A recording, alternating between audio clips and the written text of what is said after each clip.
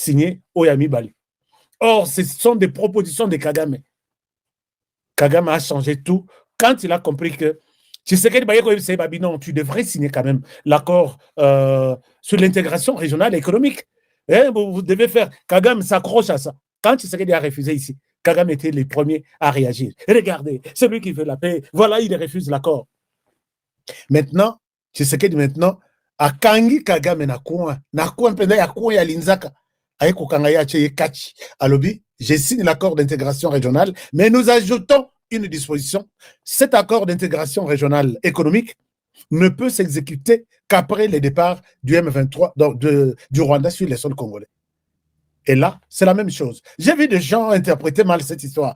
Tshisekedi sait où il veut en finir avec, il veut aller avec Paul Kagame. Ils les ont crié ici. Pourquoi il n'a pas signé? Pourquoi il ne paye pas? Pourquoi? Tshisekedi signe, mais on a ajouté une disposition que cet accord d'intégration économique et régionale ne peut avoir lieu, ne peut être mis en exécution que si les Rwandais quittent les sols congolais. Ils se retrouvent pour la 3e fois Kraka na Maboko.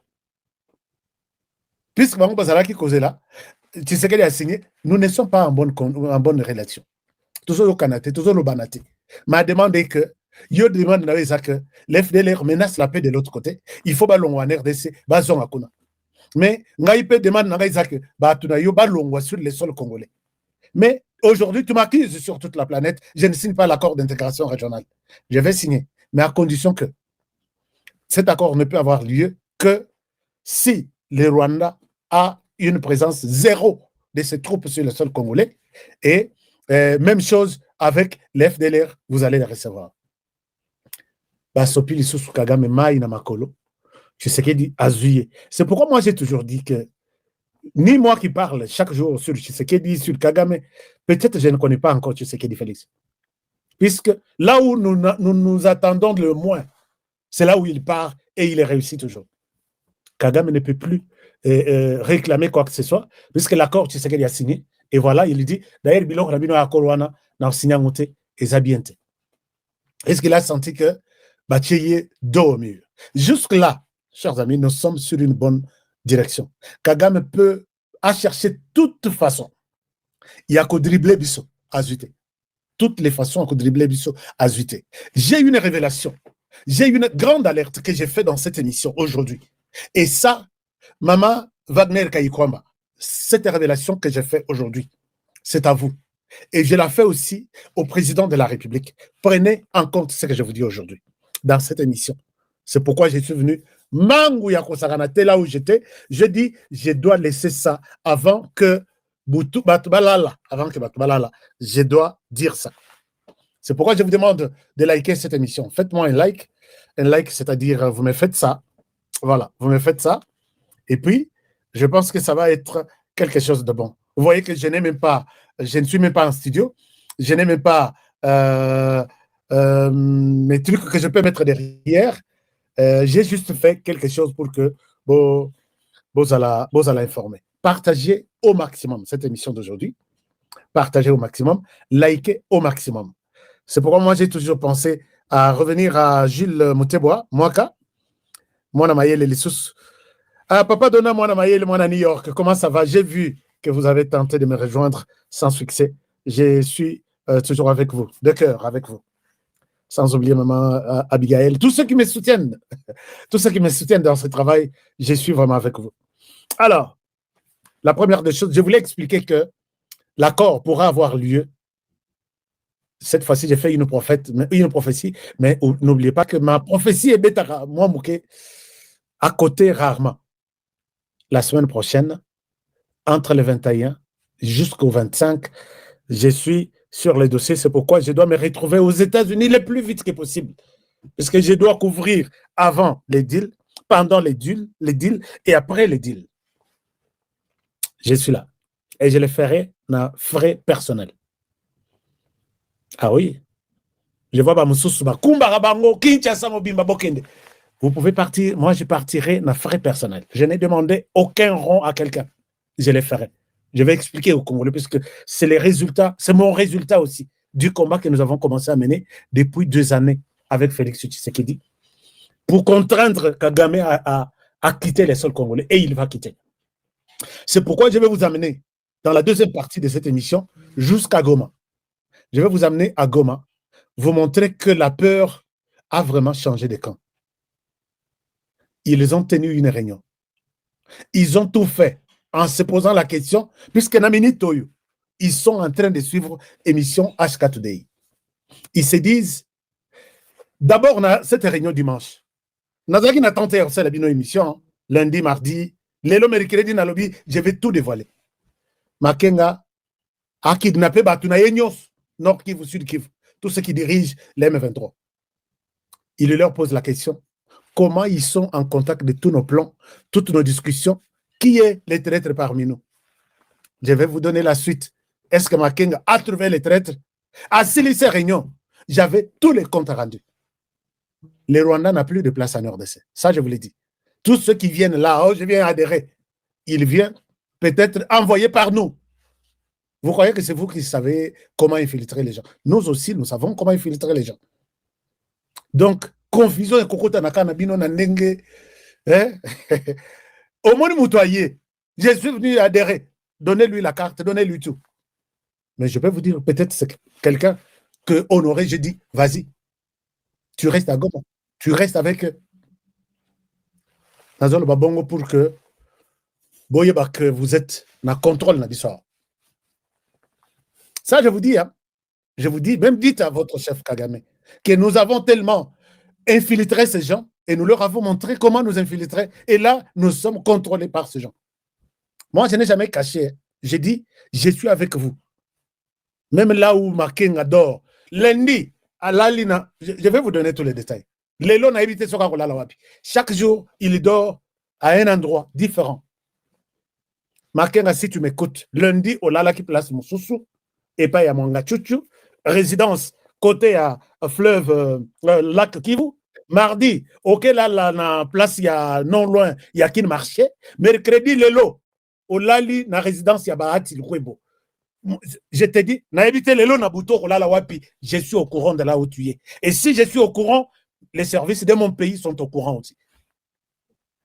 Réunion au Salaki dimanche, tu n'as rien fait. Tu dois reprendre une autre réunion. Il a même changé les cartes SIM des gens. Je vais vous parler. Makenga, tu es ici, et ton temps en RDC, et tu as mon coussin.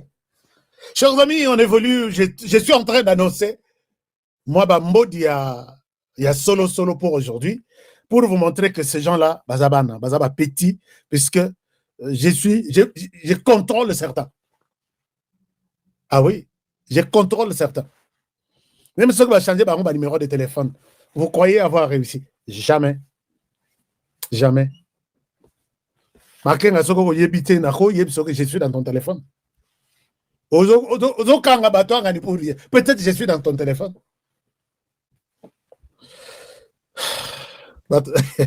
Irene Toshalobi, akufata kokufako. Makenga akokufa puisque azobanga déjà, comment on appelle ça? Azobanga badrone ke bako monaï.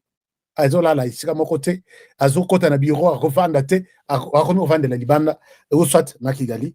Je vais vous dire tout. Alors, chers amis, commençons cette émission par remercier tout le monde qui a été avec nous pendant tout ce temps. Je vais vous annoncer, je vais faire les annonces des affaires, de business, juste à la fin de cette émission.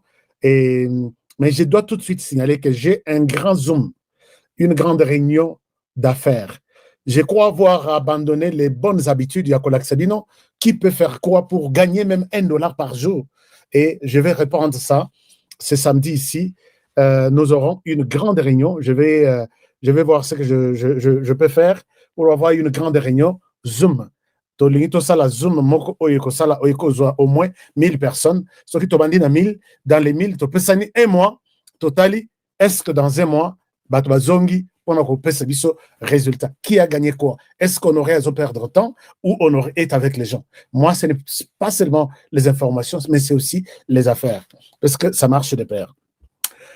Alors, j'invite tous les amis, il y a État à Texas.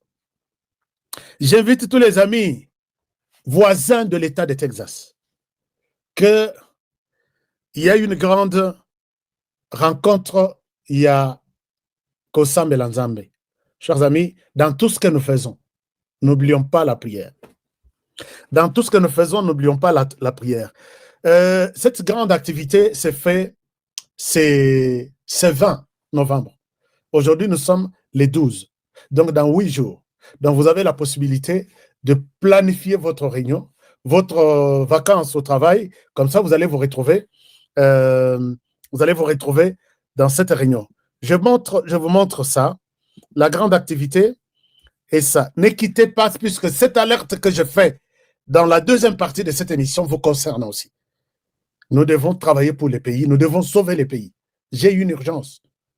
Les gens disent que commence par urgence comme ça. Non. Suivez tout, c'est pour vous. Chers amis, on va se retrouver à Texas dans une activité ambassadeur du royaume dans les nations du 20 au 23 novembre 2025. Cité missionnaire Hosanna. Cité missionnaire Hosanna. Nous sommes dans l'État de Texas. Avenue, non, ça sera 3540 VZCR 2410 Kenton, Texas, zip code 75103. Et l'homme de Dieu qui va parler dans l'État de Texas, il s'appelle le pasteur Dieudonné Kamuleta. Il est sur l'écran. Vous pouvez appeler à ces numéros. Prenez le numéro qui est là, prenez juste une capture et puis vous gardez les numéros, vous prenez rendez-vous avec ça. Je pense que ça va être une très, très, très bonne chose. Je reviendrai sur cette activité qui est du 20 au 23 avant la fin de cette émission, mais ça, vous pouvez déjà prendre rendez-vous pour ne pas rater. Chers amis, dossier à Roger Lumbala. Est-ce que les amis, vous êtes là? Est-ce que mes amis, vous êtes là? Je vois, il y a ceux qui... Est-ce que si vous êtes là, qu'est-ce qui se passe? Chaque chose a son temps. Chaque chose a son temps. Merci. Chaque chose a son temps, puisque Roger Lumbala, Bakangaye depuis na France pour Makamba Sala na Kata M23. Chers amis, aucune pierre ne restera au-dessus de l'autre sans qu'elle ne soit renversée, ainsi dit la Bible. Un jour, il se retrouve à 1 mètre sur 3. Et les autres, et c'est là où il aura maintenant. Le Kagame, il gire que par les grands Katanga. Kagame a géré que par les grands Katanga. C'est-à-dire, nous avons un dernier virage. Virage au Toza et Souka. Soit on se libère avec l'empire Imatuti, na ba plan machiavélique na bango, soit totika liba esclave pour toujours. Ils ont dépendre na biso.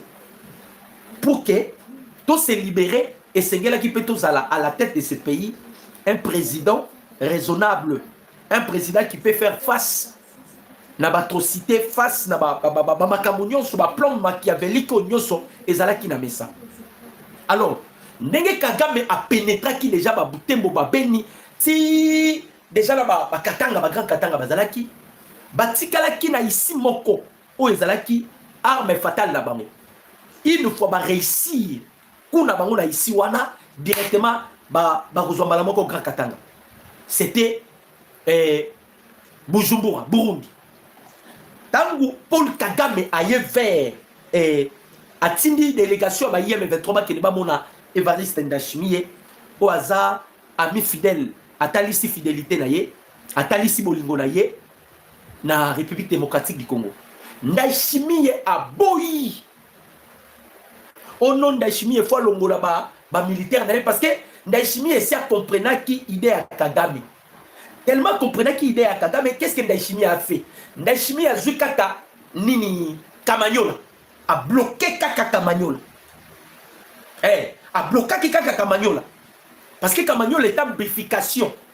Ceux qui ont vu accès à Kamanyola, même Bujumbura, et cause à la danger. Evariste Ndayishimiye savent bien que pour Paul Kagame akenda plus loin pour le cabaret de Tabara a financé bango mbongo pour babeta coup d'état na Rwanda et pardon na Burundi. Alors lorsque Kagame a des degrés batou Ndayishimiye aboyaki bandeko chose étonnante où est bouleversé même biso. On a vu le président français Emmanuel Macron atindi batuba ke ne ba mona Ndayishimiye. Ça n'a pas marché. Emmanuel Macron yemoko s'est déplacé pour aller voir Ndayishimiye. Beaucoup de propositions à français. Emmanuel Macron a yé pour aluka abongi sa relation entre le Rwanda et le Burundi. Emmanuel Macron, il est allé voir Ndayishimiye à garantir Ndayishimiye na sécurité nyonso. Ayebisi Ndayishimiye yo permettre pesa biso kaka passage. Toko sécuriser yo na nyonso. Toko détruire yo na nyonso. Et wana na oloba c'est Emmanuel Macron. Mais ce qui me fait mal les animes, gouvernement congolais jusqu'à présent, que fait l'ambassadeur français en République démocratique du Congo? Que fait l'ambassadeur français en République démocratique du Congo? Il faut utiliser la méthode de Paul Kagame. Kagame est un peu belge. À Kenaki gauche, toi, Kagame a chassé tous les Belges. Tous les diplomates belges au Rwanda, Kagame a bengana kibango. Biso pas c'est ça que tous les monde là français jusque-là. Il continue à soutenir le Rwanda. La France n'est pas prête à abandonner le Rwanda. Pourquoi? Les intérêts de France na Mozambique est protégé par l'armée rwandaise. L'intérêt de la France na Mozambique, c'est l'armée rwandaise qui protège Kango. Donc ils sont allés voir Ndayishimiye, garantir Ndayishimiye. Okozala boye, magbe, kozala teni, tout cela. Maintenant, ce qui Ndayishimiye n'est pas qui moutumabe, il pouvait aussi céder. Le général Neva a refusé. La raison pour laquelle vous voyez les Rwandais qui insultent le président Ndayishimiye, bazo finga e pambate.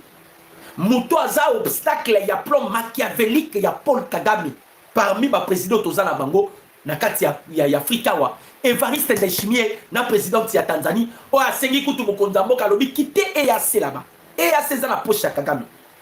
En soi, bandeko na lo bakango mais des fois il faut to memela kabilo basango, on vous donne des informations. Toko Sabino Teto et Sabino. Jusque là, il y a encore des multinationaux qui continuent à soutenir Paul Kagame. Vous devez le savoir. Il y a encore des Européens qui vont continuer à soutenir Kagame. Comment les années? On a allé revoir les choses avec les États-Unis. L'Europe ne se retrouvera pas. La Pételabino Lissolo, il y a des globalistes. Ils ont peur. Il ne faut les accords signés avec la République démocratique du Congo et les États-Unis. France déjà, au monde a déjà soukalabango et kozalamabi. Voilà pourquoi il vaut mieux continuer à soutenir Paul Kagame. Je m'excuse. Kagame a créé na Conakry. Mais Conakry wana. Ce président il y a Conakry wana, il y a Guinée wana. Guinée wana. Ils ne sont pas des Français. Ils wana ba Français. Basala coup d'état pour battre Mouana. Moi, on français. Donc, jusque-là, la France continue toujours de soutenir Rwanda. Bakeye pas Ndayishimiye. Il cherchait à convaincre Ndayishimiye ou à séduire Ndayishimiye. Le président Ndayishimiye, Azalaki catégorique à Boyi. Il a refusé. À Boyi. Parce qu'Evariste a yébi bien. A yébi Sarah Bango déjà. Tant que nous avons supplié Bino, on risquerait il y a quoi atteindre guerre régionale. On risquerait. Il y a quoi atteindre guerre régionale. Donc, nous avons yébi Sabino Awa. Makambuya Doha déjà si elali. Makambuya Doha et si elali. Par rapport à la ordonnance présidentielle qui a été au Tangamaki lobby na RTNC, Cela prouve que tout ce qui s'est passé dans Doha est quoi. Ah, on a eu la Bino délégation, il y a IM 23 Isaka na Doha. Tisikoyo, délégation IM 23 Isaka na Doha. Basakuna na Doha. Ils attendent la délégation de Kinshasa. Oh, qui va rejeter le bloc sur ma bêtise. Même les Qatar, fournisseur il y a Bitumba, il y a Est de la République. Donc, les Congolais, niveau où il va pénétrer Kibiso, niveau où il va pénétrer Kibiso, Nzamba Malam. Kagame, il se croit encore fort parce qu'il a encore certains soutiens. Donc, Awawa, Yango Bomoni, président Félix a qui la style nini. Toyoto solo là.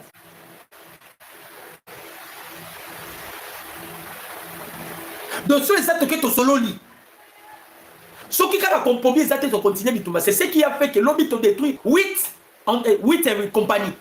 Oh, les lois, la minute, Kagame a zolé là. Ils ont été frappés, lobby. 8 compagnies. Et ça qui détruit.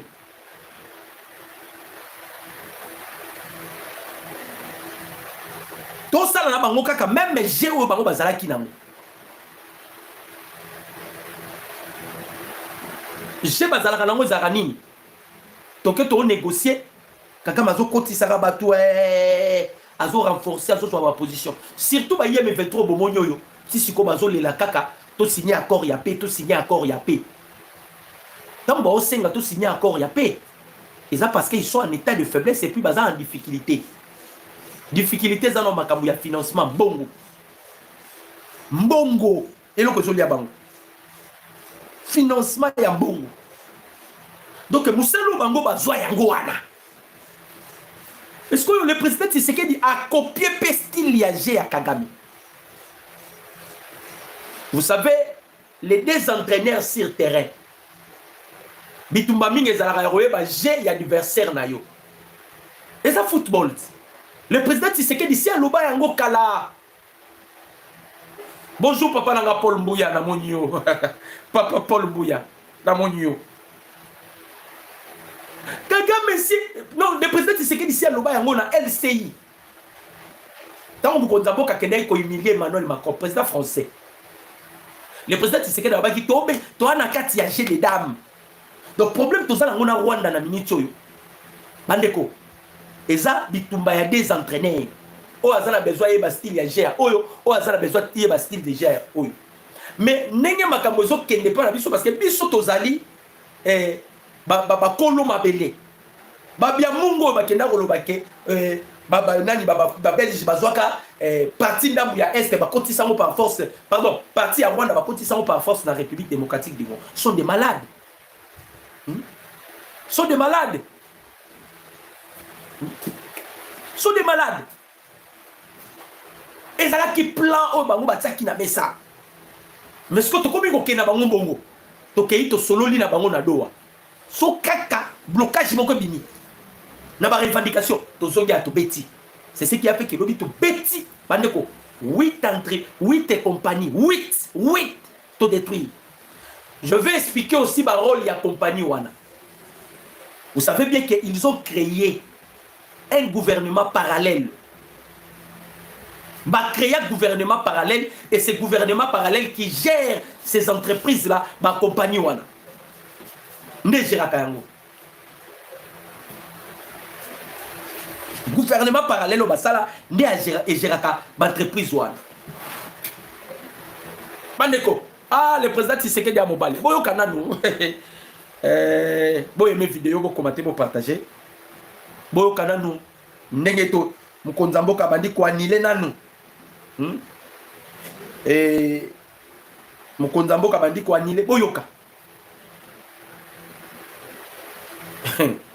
Aïe aïe aïe aïe. Makamoza somo.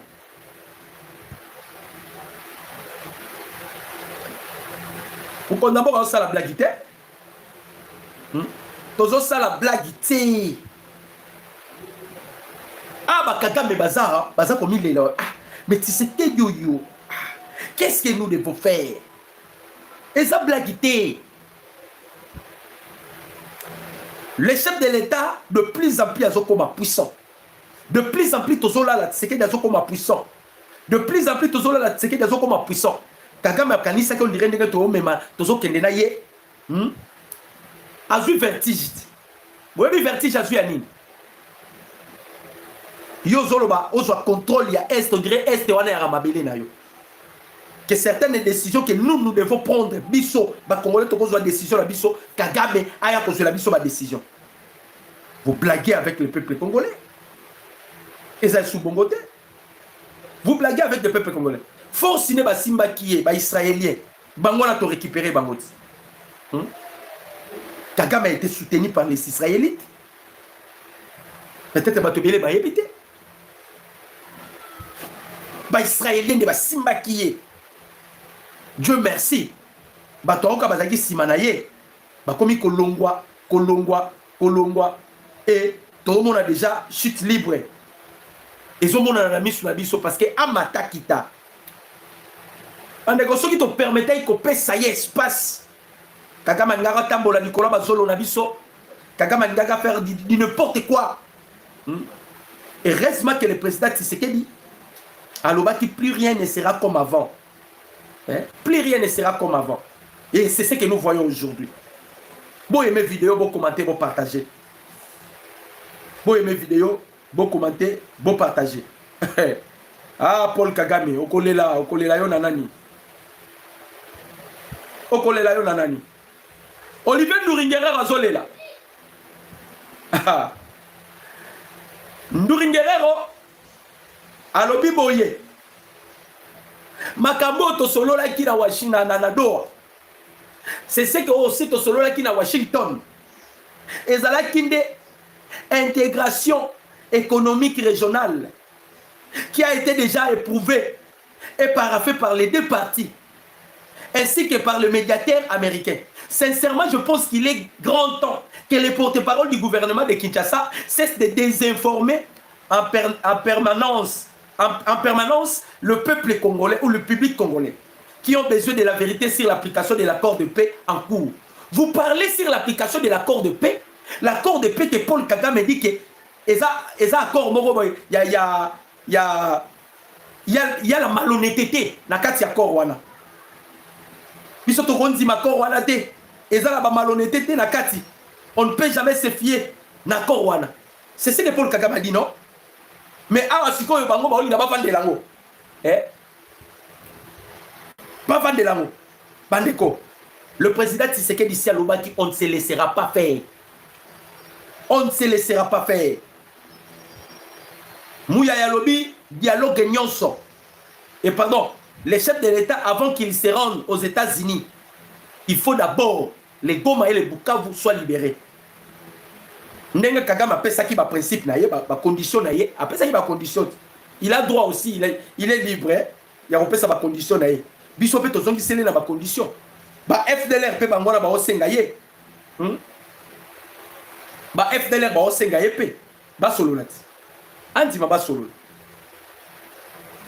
Ils avaient planifié ba makambo nyonso. Tel ba français. Ba créer conférence de Paris pour la région à Grand Lac. Na minoko na bango bazo zanga te kolobela makambo ya paix. C'est ça non? Bazo zanga te kolobela paix. Mais oyo bazo sala na sima. Eza oyo ezobima na minoko na bango te, la France. Tout le temps, ils parlent de la paix. Oh non, tozoluka kimia. Mais ils sont allés voir Ndayishimiye. Soki Ndayishimiye akotaki na baje na bango. Peuple congolais. Soki kaka Ndayishimiye akotaki na baje na bango. To repe kolela. Ba français. Si par malheur Ndayishimiye akotaki na ba magui na bango. Heureusement, Ndayishimiye abikaki na coup d'état ya ba Rwandais. Coup d'état ya ba Rwandais Ndayishimiye abikaki nango. Et Mutasunga qui est c'est le président Tshisekedi. Na moment de difficulté. Ah pe moment yé pe boye bande ko na ngai ba congolais. Ba français ba yé mais Ndayishimiye aboyi ko céder. Makambo Congo bozongo na légèreté te eza bitumba bandeko. Problème na biso na Rwanda Eza bitumba. Vous savez, et la maladie entre par la facilité. La maladie. Et quand tu par la facilité. Mais quand bima ya maladie, bandeko, faut mettre la bakinine.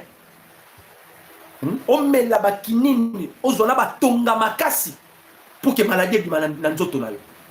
Mais kokota maladie kota kana facilité. Ba Rwandais baza lokola maladie au ba côté la kibiso. Tout cela banani kaka ba français. Je vais vous rappeler même ma date. Après la génocide rwandais, en 1994, si vous allez vous souvenir sur l'opération turquoise. L'opération turquoise a été commanditée par Mitterrand, François Mitterrand, ainsi que les Américains. L'opération turquoise, c'était ça, la première infiltration. Baïbisa Mobutu, Pongola, ma frontière. Ba réfugiés, bazo qui m'a génocide, ya Rwanda, Bakota. C'est ça l'origine, ya ba Minembo, ba Nini Nyosoana. Na ba matata ponyo, Bakota Bongoti. Ba papa na Bongo, Bakota Bongo. Ba Misuso Boyebi, Bakota Bongo. Par l'opération turquoise. Deuxième erreur, na entrée à Afdel. Ça, et ça date moko, la date la plus mauvaise de l'histoire Yambo Kanabiso. Entrée à Afdel. Et ça date moko ya Kozoka, Tozoka. C'est par l'Afdel ne babadai Kozwabiso parce que Kagame Yaki ne l'ont souté. Il voulait affaiblir notre nation. Pour affaiblir la République démocratique du Congo, les Alliés qui l'ont souté, il devait passer par détruire notre armée, exterminer tous les commandos Mobutu Atike Labiso. Boyebi ke bande ko ba congolais. Tant Afdel le continent Congo. Ba soda Mobutu est belé. Ba ex-phase, ba DSP, ba Ibu, ba BCRS. Bazwa Kinzela ya Tchad. Ba Kimara Tchad. Ba kosa ba misusu ba bibo zonga tosa bino recte. Ba oyo nyoso ba zonga Joseph Kabila Boma Bango. Ba oyo nyoso ba zonga Joseph Kabila Boma Bango. Ba oyo nyoso boyebi ba zonga. Oyo nyoso boyebi ba zonga Joseph Kabila Boma Bango. Bolanda moi moi suis anaté Bolanda wana donc wana Rwandais mo ba côté la biso wana mais à Sambo déjà parce que tu détectes qu'il y a en avance to Sambo ici et déjà tu écarté kenda ko kotaka na bloko na bino bino ba mnamdo sala ba réunion na bino kuna so bande kuna biso ba congolais ba kinda kuna te mais vous êtes là tout le temps ya koluka kolanda koyeba kaka makambo zoli kalamboka na biso. Le président Félix Antoine Tshisekedi Tshilombo annule toutes les discussions prises par les M23 AFC par ordonnance. Boyoka. Le président Félix Antoine Tshisekedi Tshilombo annule toutes les décisions prises par les M23 AFC par ordonnance. Dans un geste à la fois souverain et symbolique, le président Tshisekedi Tshilombo a décrété ce mardi 11 novembre, c'était hier, 2025, l'annulation de toutes les décisions prises par le rebelle du M23, AFC, appuyé par l'armée rwandaise, dans les provinces du Nord et du Sud Kivu. C'est à travers des ordonnances présidentielles lues sur les antennes de la RTNC que le chef de l'État a rétabli l'autorité de la République démocratique du Congo, rejetant des revers de plume toute prétention de gouvernance illégale imposée par les forces d'occupation. Selon les tests officiels, tous les actes et décisions à caractère juridique ou judiciaire pris par les forces rebelles ou leurs représentants sont déclarés nuls et ni le fait, car ils visent à soustraire la population de la justice légitime de l'État congolais. Et d'autres termes, le président rappelle à la nation que la loi congolaise ne se négocie pas sous la menace difficile et que nul n'a autorité sur le peuple congolais en dehors des institutions ici de sa souveraineté. Alors que les rebelles tentaient d'imposer un simulacre d'administration dans certaines zones percevant des taxes, recrutant de faux magistrats et prétendant juger au nom du peuple. Kinshasa réaffirme son monopole de la justice, de la légitimité nationale.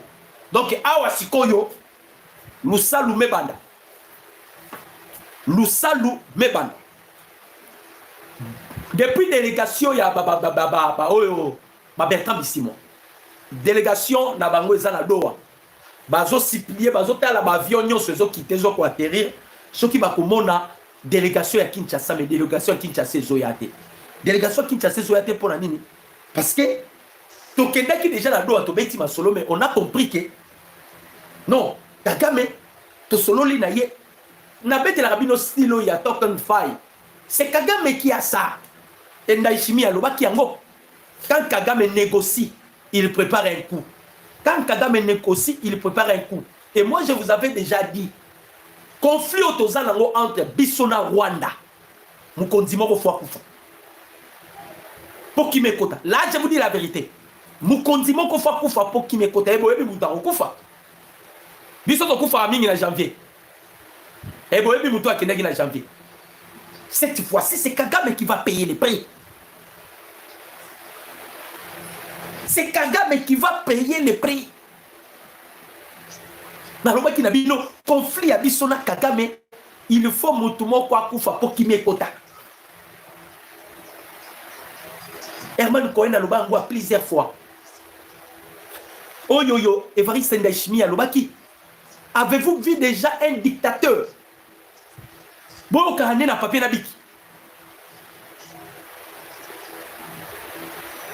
Un dictateur, beaucoup négocier la dictature pour ne pas dire que vous solo na papier d'habit. Il y a un Guinée Conakry. À quel Minduki? À quel Guinée Conakry? À quel Minduki? Alors tu conçois coup de tonnerre. Bandeko. Tant on a coup de tonnerre. Boyoka. Aïe, aïe, aïe, aïe, aïe. Panique totale dans les rangs du M23 bar R2. Après la frappe dévastatrice de l'FARDC à Massissi et à Mouesso. Quelle est la frappe dévastatrice? Oh, Balobi, n'a document publié. Balobi seulement que panique et continue quand il y a un ennemi. Dans le bel rabino makambo ya basikoi awa tozoki na en Égypte. Batmazoki en aventure. Qu'est-ce qui s'est passé? À la suite de la frappe des drones de l'FARDC à Massissi, la coalition M23 RDF a subi une lourde défaite. 8 compagnies neutralisées et commandos clés éliminés. Peu après une embuscade réussie à Mouesso, à côté, la vie a coûté la vie à plusieurs officiers supérieurs de la force de défense du Rwanda, RDF en cycle. Selon des sources locales, la scène dans les cas ennemis était d'une confusion totale. Les combattants du M23 et du RDF, pris de panique, ont commencé à se retirer dans des zones, les directions, entre cris, larmes et désordre. Sémant la terreur dans toute la zone, les civils pris au piège se sont réfugiés dans leurs maisons, tandis que d'autres tentaient d'échapper aux balles perdues. Face à la panique et à la désorganisation, les propagandistes ennemis ont rapidement diffusé de fausses informations prétendant avoir battu un drone de l'FARDC. Frappoyo. 8 compagnies. Le président Tshisekedi ici, Nenge Dadi Saleh Alobaka, c'est un mathématicien de guerre. Problème est anime.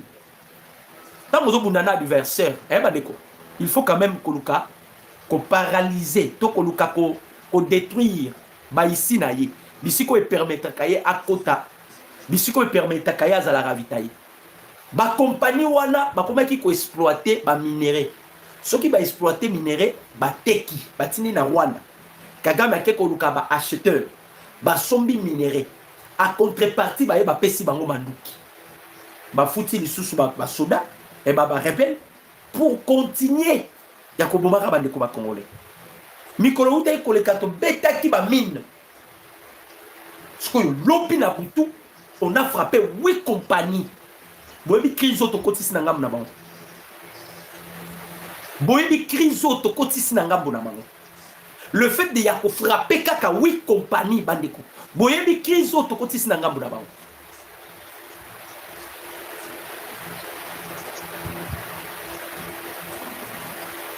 Awa tolo babo ya kolela même ba français ba tumabe. Les 8 compagnies lorsqu'ils exploitent, ba bénéficiaires ça ba français non. Ba bénéficiaires ce sont des multinationaux. Ba bénéficiaires ce sont ba George Soros, ba Mo Ibrahim. D'ailleurs Donald Trump a outil comme ça a outil comme a décret mon lobby, il est prêt maintenant pour détruire George Soros. Ba Soros wana bangonde ba s'imposa et pas ya Kagame. Maintenant, la coutume que Kagame azalaki nango, ya ko décider sur les minéraux congolais. A omonaka ba oboto le monopole na ebisa kabino est ya Congo wana bomonaka. Eza miel. To monaka yango to to sengaka contagion et contingent ya Kenya baya. Donc to bengaka bato EAC. Contingent ya Kenya baya awa bande ko ba congolais. Oh. Ba ebisi bango babima, balingo bimate. Babima balingo bimate. Et il y a eu des traces ya balengo d'or baramoko na Kenya. Skoyo même ba William Ruto bazo vanda bavandi ba bi tu sais que a créé déjà port ya ano profond. Ba korelia angola lobito ya bangolais.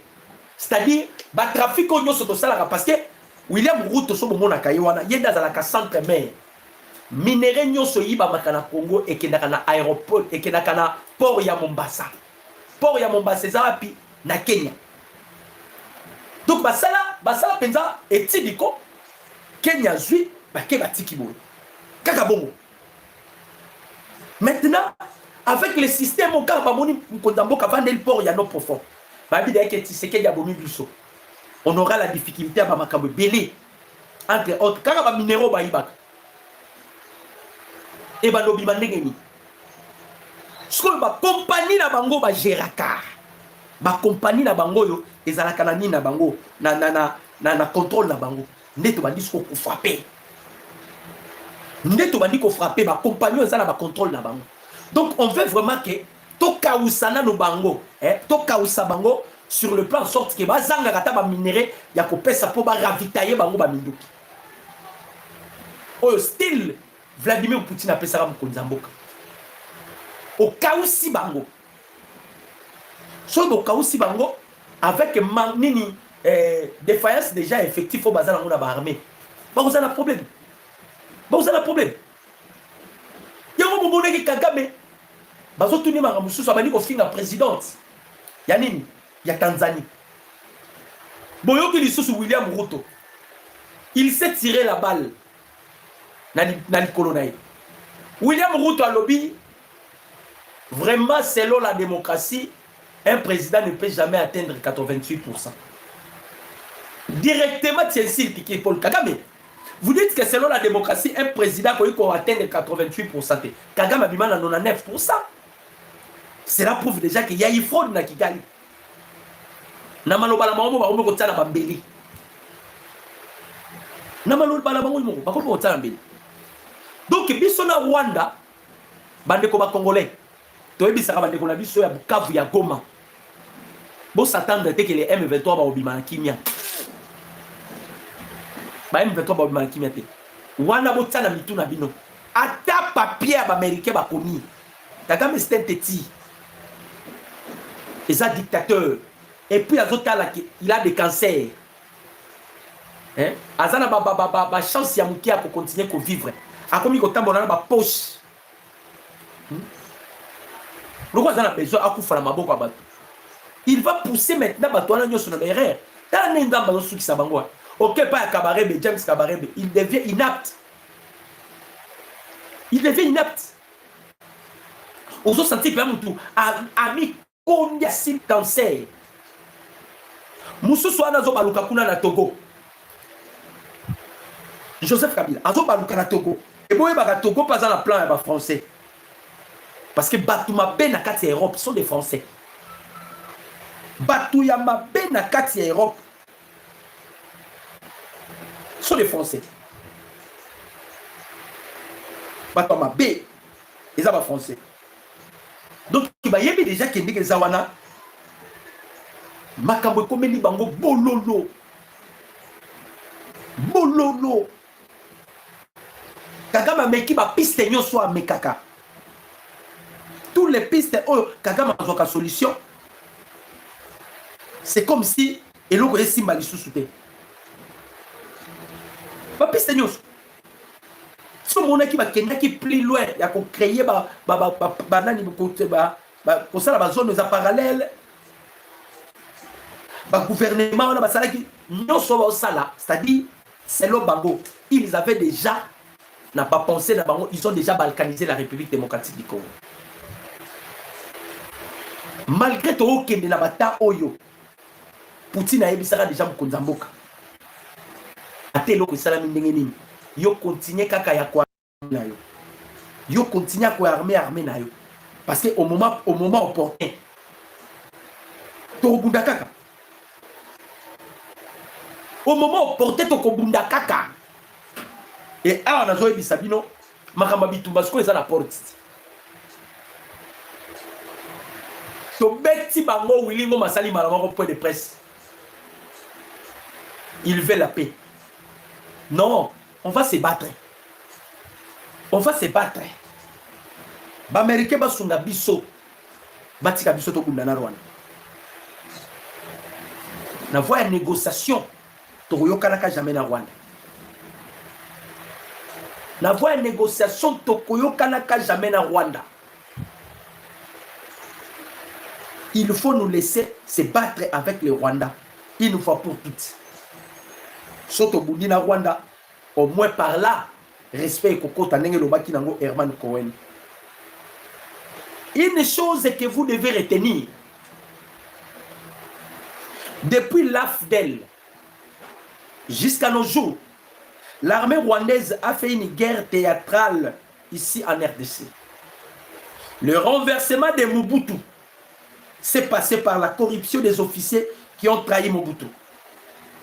Avec cette occasion, le Rwanda a réussi à infiltrer ce militaire dans les rangs de l'FARDC pendant le mixage pour maintenir le même système en cas d'un renversement de pouvoir qui peut se soulever contre les intérêts du Rwanda. Boyoka.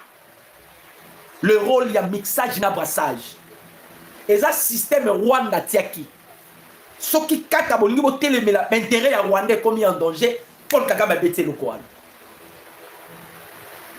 Vous avez donc, instaurer un système au sein de l'FARDC. Na bino ba soda peda FARDC. Congolais zulu ko trahir mboka na yo. Yo pena soki Kagame eko diriger yo Kagame rezo moi sino na bana na famille no mobimba. En charge. Ou bien continue na bino en étranger. Comment le soldat comme bakanga Rwandais moko bande ko na yo kala passe. Bakanga Rwandais moko boy bakanga qui est vivant. Rwandais wana zo témoigner.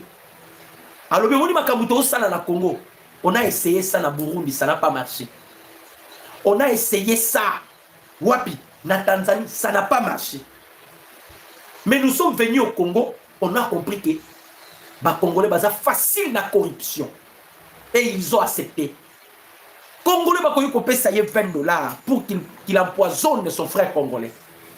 Quelque chose et qu'il a quand même la vie de mieux baraté. Oh, ils ont colocoto nini. Baso pe sa plomb. Oh, nazolo ba un expert. Ba français kaka. Baso la tactique au Kagame tika na Congo. Balobi boye. Une chose que vous devez retenir. Depuis AFDEL jusqu'à nos jours, l'armée rwandaise a fait une guerre théâtrale ici en République démocratique du Congo. Le renversement de Mobutu c'est passé par la corruption des officiers qui ont trahi Mobutu. Kakaba Congolais, ils ont trahi Mobutu. Avec des occasions. Pardon, avec cette occasion, le Rwanda a réussi à infiltrer ce militaire dans les rangs de l'FARDC pendant le mixage pour maintenir le même système. En cas d'un renversement de pouvoir qui peut se soulever contre les intérêts du Rwanda ici en République démocratique du Congo, comme vous le voyez avec le président Tshisekedi. Donc, il y a déjà un système. Ce qui a intérêt à Rwanda commis en danger. Il faut mettre un coup d'État. Il y a un autre Sarabino. président Tshisekedi Mutaoba Telezanzambe. Le président Tshisekedi Mutazoba Telezanzambe. Pour la Paul Kagame, intérêt à Rwanda Mutako Simba Yangote. Akendaka ba Erdogan. Alors Tshisekedi aza coopératif te Erdogan a tout nié. Coopératif te pour nani. Abi Tshisekedi ndenga zawana. To signer qui ba accord na prédécesseur na ye. Il faut pas foutre à armée congolaise. Pardon, armée rwandaise. Ba indemniser biso. Parce que toi qui n'a pas sonné biso na Afdel, to kufa ki belé poto bengane na bango Mobutu. OK. Afdel les ala qui ndé emprisonnement au ba ki kokota biso. C'était tout un emprisonnement. Au ba ki kokota la biso. Mais c'est là bango balobi na Afdel ne permettait ki bango ko décréper Mobutu non. Maintenant ba soda na bango ba kufa, il faut que Tshisekedi ba signer kana Kabila.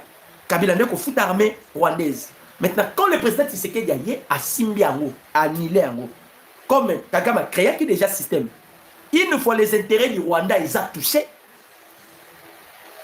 Kagame faut pousser et l'eau comme on soit un coup d'état. Voilà pourquoi ils ont passé maintenant par Christian Chiwewe. Bafon Kitumba. Ils utilisent que des Congolais. Ils n'utilisent pas de Rwandais. Christian Chiwewe est Rwandais. Franck Kitumba est Rwandais.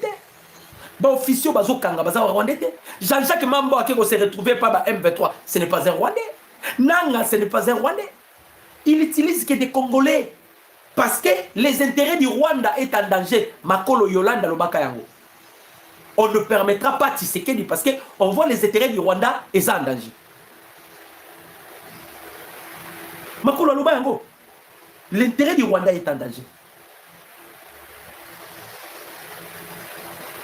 Donc Paul Kagame a salé qui système. Yango Boni. Toké na doa. Bah y a mes 23 va vendre les mixages na Basai.